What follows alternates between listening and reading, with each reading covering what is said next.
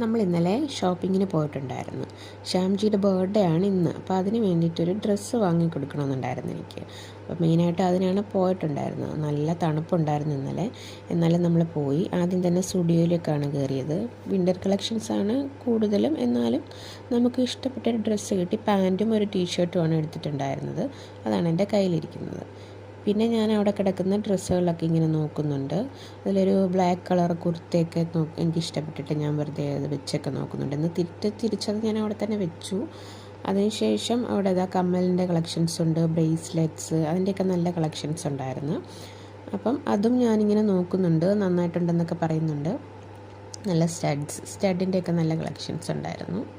അപ്പോൾ അതൊക്കെ നോക്കുന്നുണ്ട്. പിന്നെ ബ്രേസ്ലെറ്റ്സ്, മാലകൾ, സിമ്പിളായിട്ടുള്ള മാലകൾ, അങ്ങനെയൊക്കെ ഉണ്ടായിരുന്നു.